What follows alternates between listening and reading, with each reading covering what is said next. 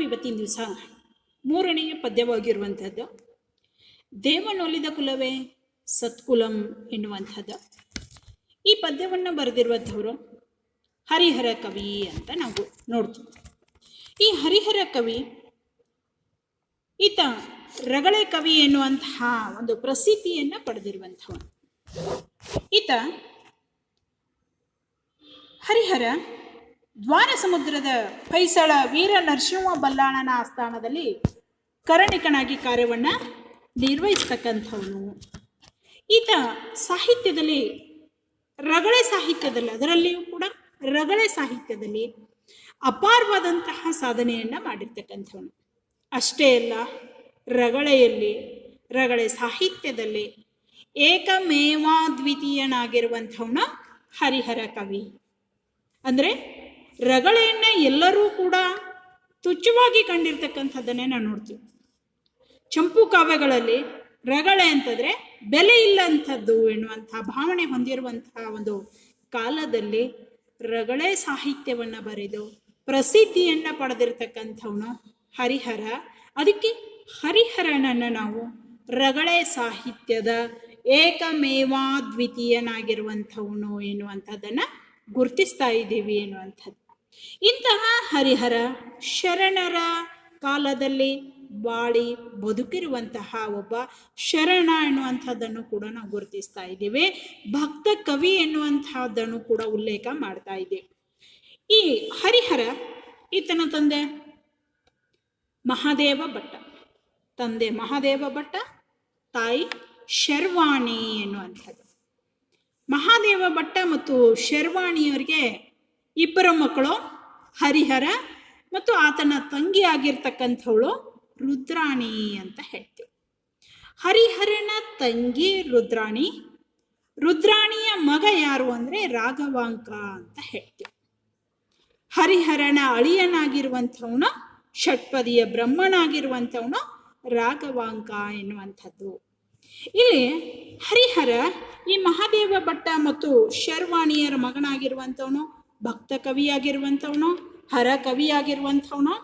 ಇವನು ರಾಜ್ಯಾಶ್ರಯವನ್ನು ತಿರಸ್ಕರಿಸಿ ಹಂಪೆಯ ವಿರೂಪಾಕ್ಷನ ಸನ್ನಿಧಿಯಲ್ಲಿ ಕಾವ್ಯ ರಚನೆಗೆ ತೊಡಗಿದನು. ನೋಡಿ, ಈ ಹಿಂದೆ ನಾವು ನೋಡ್ತಾ ಇದ್ದೀವಿ, ಚಂಪು ಕಾವ್ಯಗಳಲ್ಲಿ ಇರುವಂತಹ ಎಲ್ಲ ಕವಿಗಳು ರಾಜಾಶ್ರಯದಲ್ಲಿ ಇದ್ಕೊಂಡೇ ಕಾವ್ಯವನ್ನು ಬರೆದಿದ್ದಾರೆ. ರಾಜಾಶ್ರಯದ ವಿಷಯವನ್ನೇ ಕುರಿತು ಬರೆದಿರುವಂಥದ್ದು. ಆದರೆ ಹರಿಹರ ಒಬ್ಬ ವಿಶೇಷವಾಗಿರುವಂತಹ ಕವಿ. ರಾಜಾಶ್ರಯವನ್ನು ಧಿಕ್ಕರಿಸಿ ಕಾವ್ಯವನ್ನು ರಚನೆ ಮಾಡಿರುವಂಥವನು ಹರಿಹರ ಎನ್ನುವಂಥದ್ದು. ಈತ ಶಿವ ಮತ್ತು ಶಿವಭಕ್ತರನ್ನೇ ಕುರಿತು ಕಾವ್ಯ ರಚಿಸುವ ದಿಟ್ಟ ನಿಲುವನ್ನು ತಳೆದ ಇವನು 100ಕ್ಕೂ ಹೆಚ್ಚು ರಗಳೆಗಳು ಹಾಗೂ ಕಾವ್ಯಗಳನ್ನು ಬರೆದಿರುವಂಥವನು. ನೋಡಿ, ಈತನ ಒಂದು ಹೇಳುವಂತಹ ವಿಷಯ ಏನಿದೆ ಅಂತಂದರೆ ಶಿವನನ್ನ ಕುರಿತು ಹೇಳುವಂಥದ್ದು, ಶಿವಭಕ್ತರನ್ನ ಕುರಿತು ಹೇಳುವಂಥದ್ದು. ಅಂದರೆ ಶರಣರನ್ನ ಕುರಿತು ಕಾವ್ಯವನ್ನು ರಚನೆ ಮಾಡಿದ್ದಾನೆ, ರಗಳೆಗಳನ್ನು ರಚನೆ ಮಾಡಿದ್ದಾನೆ. ಶರಣರು ಯಾರು, ಶಿವಭಕ್ತರು ಯಾರು ಅಂತಂದರೆ ಅವರು ಭೂಮಿ ಮೇಲೆ ಹುಟ್ಟಿದವರು ಅಲ್ಲ, ಅವರು ಸ್ವರ್ಗದಿಂದ ಬಂದಿರುವಂಥವರು. ಯಾಕೆ ಅಂತಂದರೆ ಅಲ್ಲಿ ಸ್ವರ್ಗದಲ್ಲಿ ಅವರು ಯಾವುದೇ ಒಂದು ತಪ್ಪಿಗೋಸ್ಕರ, ಒಡ್ಡೋಲಗದಲ್ಲಿ ಅವರು ಏನೋ ಒಂದು ತಪ್ಪು ಮಾಡಿದ್ದಕ್ಕೋಸ್ಕರ ತಪ್ಪಿಗೆ ಶಿಕ್ಷೆ ಅನುಭವಿಸಲಿಕ್ಕೆ ಅವರನ್ನು ಭೂಮಿ ಕಳಿಸಿರ್ತಾನೆ ಶಿವ ಎನ್ನುವಂಥದ್ದು. ಆ ಶಿವ ಭೂಮಿ ಕಳಿಸಿರುವಂಥವ್ರನ್ನ ಕುರಿತು ಕಾವ್ಯ ರಚನೆ ಮಾಡಿರುವಂಥವ್ನು ಯಾರು ಅಂತಂದರೆ ಹರಿಹರ. ಒಡ್ಡೋಲಗದಲ್ಲಿರುವಂತಹ ಗಣಧರರನ್ನ ಕುರಿತು ಕಾವ್ಯವನ್ನು ಬರೆದಿರ್ತಾನೆ. ಅಷ್ಟೇ ಅಲ್ಲ, ಹುಟ್ಟು ಸಾವುಗಳನ್ನು ಗೆದ್ದಿರ್ತಕ್ಕಂಥ ಶರಣರನ್ನ ಕುರಿತು, ಶಿವಭಕ್ತರನ್ನ ಕುರಿತು ಆತ ಕಾವ್ಯ ಮತ್ತು ರಗಳೆಗಳನ್ನು ಬರೆದಿರುವಂಥದ್ದು ತಿಳಿದು ಬರ್ತಾ ಇದೆ. ಅದಕ್ಕೆ ಅವ 63 ಜನ ಪುರಾತನರನ್ನ ಕುರಿತು ರಗಳೆಗಳನ್ನು ಬರೆದಿರುವಂಥದ್ದು ಒಂದು ವಿಶೇಷ ಎನ್ನುವಂಥದ್ದು. ಶಿವಶರಣರನ್ನ ಕುರಿತು ರಗಳೆಯನ್ನು ಬರೆದಿರುವಂಥದ್ದು ವಿಶೇಷ. ಅಷ್ಟೇ ಅಲ್ಲ, ಈತನ ರಗಳೆಯನ್ನು ಕುರಿತು ಚಂಪು ಕವಿಗಳು, ಹಳಗನ್ನಡದ ಕವಿಗಳು ಆತನನ್ನ ಗೇಲಿ ಅಂದ್ರೆ ಅಪಹಾಸ್ಯ ಮಾಡ್ತಾರೆ. ಯಾಕೆ ಅಂತಂದ್ರೆ, ನೀನೇನ್ ಬರ್ದಿದೀಯಾ? ಬರೇ ರಗಳೆಯನ್ನು ಬರ್ದಿದೀಯ. ರಗಳೆ ಅಂತಂದ್ರೆ ಬೆಲೆ ಇಲ್ಲಾರತಕ್ಕಂತಹ ಮಾತು, ಸಾಹಿತ್ಯ ಎನ್ನುವಂತಹ ದೃಷ್ಟಿಕೋನ ಚಂಪು ಕವಿಗಳಲ್ಲಿ ಇತ್ತು. ಆ ಚಂಪು ಕವಿಗಳು ನೀನೇನ್ ಬರ್ದಿದೀಯ ಮಹಾ, ರಗಳೆಯನ್ನು ಬರೆದಿದೀಯಾ ಅಂತ ಹೇಳಿ ಅವನನ್ನ ಗೇಲಿ ಮಾಡಿ ತುಚ್ಛವಾಗಿ ಮಾತನಾಡೋದನ್ನ ಕಂಡು ಆವಾಗ ಹರಿಹರ ಅವ್ರಿಗೆ ಚಾಲೆಂಜ್ ಮಾಡ್ತಾನೆ, ಸವಾಲನ್ನ ಹಾಕ್ತಾನೆ. ನನಗೂ ಕೂಡ ಚಂಪು ಕಾವ್ಯವನ್ನ ಬರೆಯುವಂತಹ ಒಂದು ಅರ್ಹತೆ ಇದೆ, ಒಂದು ಪಾಂಡಿತ್ಯ ಇದೆ, ಬರೆದು ತೋರಿಸ್ತೀನಿ ಅಂತ ಚಾಲೆಂಜ್ ಮಾಡಿ ಸವಾಲನ್ನ ಹಾಕಿ ಆತ ಚಂಪು ಕಾವ್ಯವನ್ನ ಬರೀತಾನೆ. ಅದು ಚಂಪು ಕವಿಗಳಿಗಿಂತ ಒಂದು ಭಿನ್ನವಾಗಿ ಶ್ರೇಷ್ಠವಾಗಿರುವಂತಹ ಕಾವ್ಯವನ್ನ ಆತ ಬರೀತಾನೆ. ಅದು ಯಾವುದು ಅಂತಂದ್ರೆ ಗಿರಿಜಾ ಕಲ್ಯಾಣವೆಂಬ ಚಂಪು ಕಾವ್ಯವನ್ನ ರಚಿಸಿರುವಂಥವು.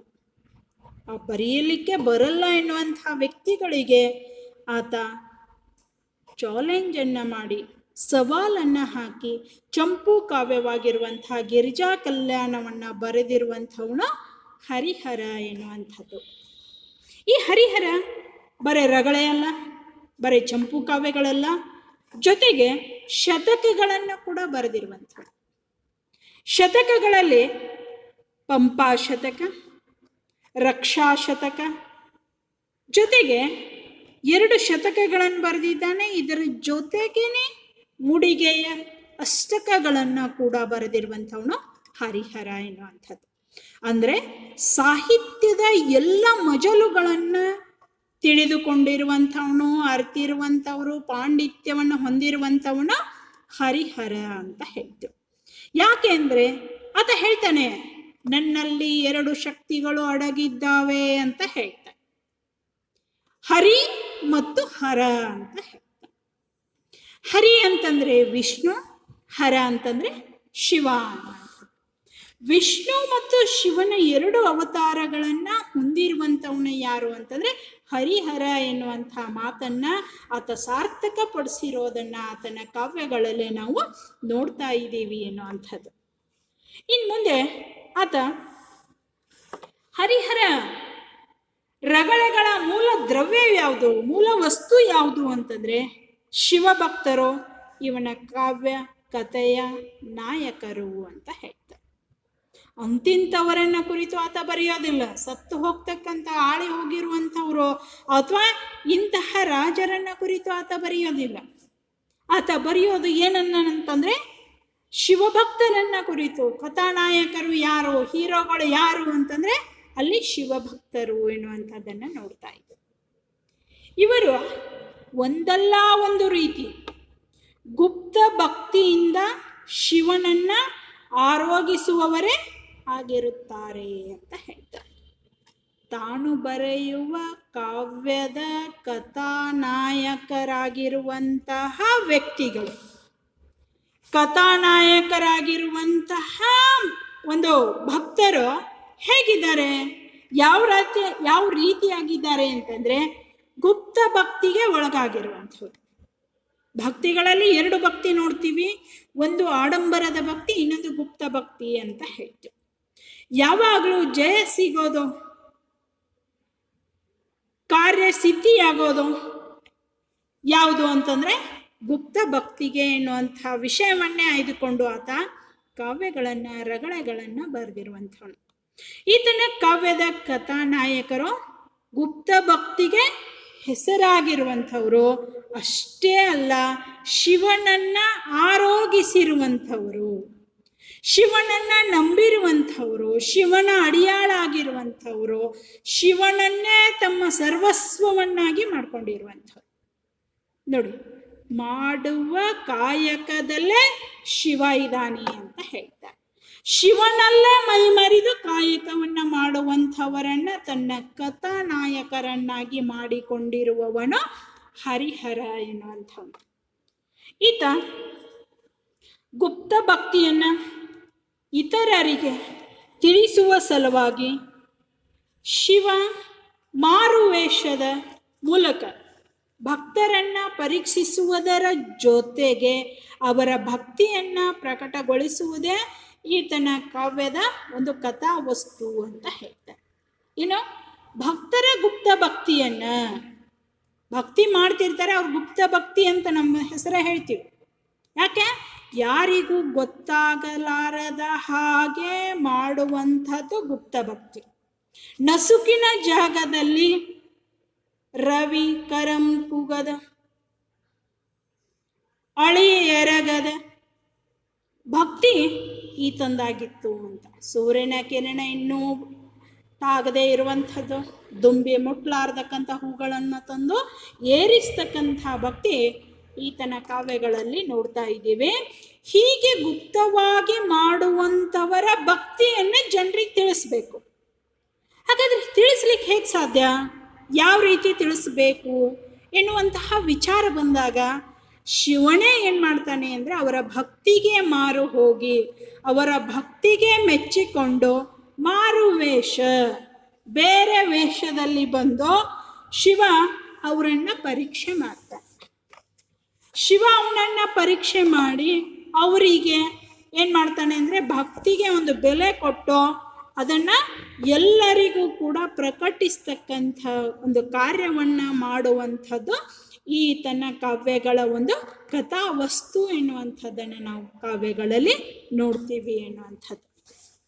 ಹಾಗಾದರೆ ಇವತ್ತಿನ ಒಂದು ನಿಮ್ಮ ಪಠ್ಯಕ್ಕೆ ಇರುವಂಥದ್ದು ದೇವನೊಲಿದ ಕುಲವೇ ಸತ್ಕುಲಂ ಎನ್ನುವಂಥ ಪದ್ಯ ಏನಿದೆಯಲ್ಲ, ಇದು ಒಂದು ರಗಳೆ ಅನ್ನುವಂಥದ್ದನ್ನು ನಾವು ನೋಡ್ತೀವಿ.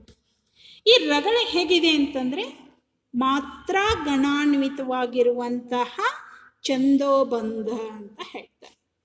ಮಾತ್ರ ಗಣಾನ್ವಿತವಾದ ಛಂದೋಬಂಧ ರಗಳೆ. ಈ ರಗಳೆಯಲ್ಲೇ ರಚಿಸಿರುವಂತಹ ಪದ್ಯ ದೇವನೊಲಿದ ಕುಲವೇ ಸತ್ಕುಲಂ ಎನ್ನುವಂತಹ ಪದ್ಯ.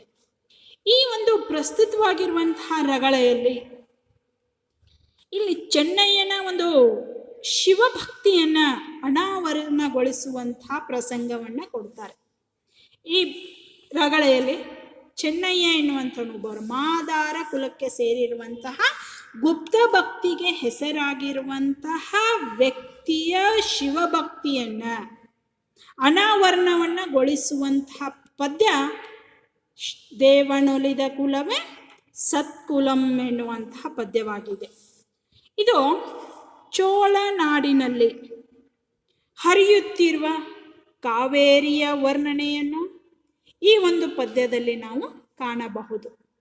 ಚೋಳನಾಡಿನಲ್ಲಿ ಹರಿಯುವಂತಹ ಕಾವೇರಿ ನೀರು ಯಾವ ರೀತಿ ಫಲವತ್ತತೆಯಿಂದ ಕೂಡಿದೆ ಎನ್ನುವಂಥದ್ದು ಕೂಡ ಈ ವಿಷಯವನ್ನು ಇಲ್ಲಿ ವರ್ಣಿಸಲಾಗಿದೆ. ಅರಸನ ಮತ್ತು ಆಳಿನ ಮುಖಾಮುಖಿಯ ಜೊತೆಗೆ ಸರಳ ಭಕ್ತಿಯೇ ಶ್ರೇಷ್ಠವೆಂದು ಸಾರುವ ವಿಚಾರ ಇಲ್ಲಿ ಕಂಡು ಬರ್ತಾ ಇದೆ. ಅರಸ ಮತ್ತು ಆಳಿನ ಒಂದು ಮುಖಾಮುಖಿಯಾಗಿರುವಂತಹ ಒಂದು ಸರಳ ಭಕ್ತಿ ಹೇಗಿದೆ ಅನ್ನುವಂಥದ್ದನ್ನು ಎರಡನ್ನ ತೌಲನಿಕವಾಗಿ ಕೊಡ್ತಾ ಇದ್ದಾರೆ. ಕಂಪ್ಯಾರಿಸನ್ ಮಾಡಿ ಕೊಡ್ತಕ್ಕಂಥದ್ದು. ಭಕ್ತಿಯಲ್ಲಿ ಯಾರು ಯಾವ ರೀತಿ ಮಾಡಿದ್ದಾರೆ, ಹೇಗೆ ಮಾಡಿದ್ದಾರೆ, ಅದರಲ್ಲಿ ಯಾವುದು ಶ್ರೇಷ್ಠ ಎನ್ನುವಂತಹ ವಿಷಯವನ್ನು ಒಳಗೊಂಡಿರುವಂತಹ ಪದ್ಯ ದೇವನೊಲಿದ ಕುಲವೇ ಸತ್ಕುಲಂ ಎನ್ನುವಂತಹ ಪದ್ಯ ಎನ್ನುವಂಥದ್ದು. ಹಾಗಾದರೆ ಈ ಒಂದು ಪದ್ಯದ ಒಂದು ಆಶಯ ಏನಿದೆ? ಹರಿಹರ ಬರೆದಿರುವಂತಹ ದೇವನೊಲಿದ ಕುಲವೇ ಸತ್ಕುಲಂ ಎನ್ನುವಂತಹ ಪದ್ಯದ ಒಂದು ಆಶಯ ಯಾವ ರೀತಿ ಕೊಟ್ಟಿದ್ದಾನೆ, ಹೇಗೆ ಕೊಟ್ಟಿದ್ದಾನೆ ಅಂತಂದರೆ, ಸೃಷ್ಟಿಯಲ್ಲಿ ಭಿನ್ನ ಭೇದ ಭಾವಗಳಿರುವುದಿಲ್ಲ, ಆದರೆ ಮನುಷ್ಯನೇ ತರತಮಗಳನ್ನು ಸೃಷ್ಟಿಸಿಕೊಂಡಿದ್ದಾನೆ ಅಂತ ಹೇಳ್ತಾರೆ. ನೋಡಿ, ಸೃಷ್ಟಿಯ ದೃಷ್ಟಿಯಲ್ಲಿ, ಸೃಷ್ಟಿಯ ನಿಯಮದಲ್ಲಿ ಎಲ್ಲವೂ ಒಂದೇ ಎನ್ನುವಂಥ ಭಾವನೆ ಇದೆ. ಆದರೆ ಭೇದ ಭಾವ ಎಲ್ಲಿ ಕಂಡು ಬರ್ತೀವಿ ಅಂತಂದರೆ ಮನುಷ್ಯನಲ್ಲಿ ಮಾತ್ರ ಭೇದ ಭಾವ ಕಂಡು ಬರ್ತಾ ಇದೆ. ಸೃಷ್ಟಿಯಲ್ಲಿ ಅಲ್ಲ, ಇದು ಎಲ್ಲಿದೆ? ದೃಷ್ಟಿಯಲ್ಲಿ ಕಂಡು ಬರ್ತಾ ಇದೆ ಎನ್ನುವಂಥದ್ದು. ಮನುಷ್ಯನಲ್ಲಿ ಭೇದ ಭಾವ ಕಂಡು ಬರ್ತಾ ಇದೆ. ಯಾವ್ಯಾವ ಭೇದಗಳನ್ನು ನಾವು ನೋಡ್ತೀವಿ ಮನುಷ್ಯರಲ್ಲಿ ಅಂದರೆ, ಸಾಮಾನ್ಯವಾಗಿ ಹೇಳಬೇಕು ಅಂದರೆ ಆಳು ಅರಸ, ಬಡವ ಮತ್ತು ಶ್ರೀಮಂತ ಎನ್ನುವಂಥ ಭೇದ ಭಾವವನ್ನು ನೋಡ್ತೀವಿ.